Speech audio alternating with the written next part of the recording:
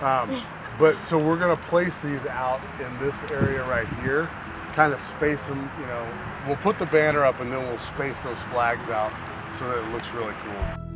We have partnered with the DAV, Disabled American Veterans, where we have all of our families and friends have donated for each veteran. We have 95 flags here, so we were able to raise $975 for the American veterans, which each flag represents one veteran.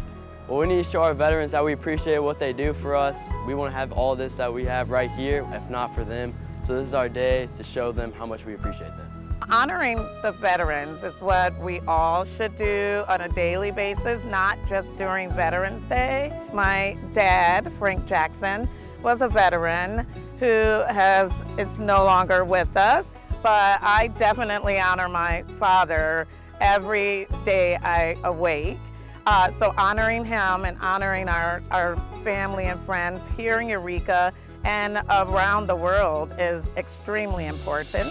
So whenever anyone has a chance to do so, I say thank a police officer, thank an ambulance worker, thank a veteran.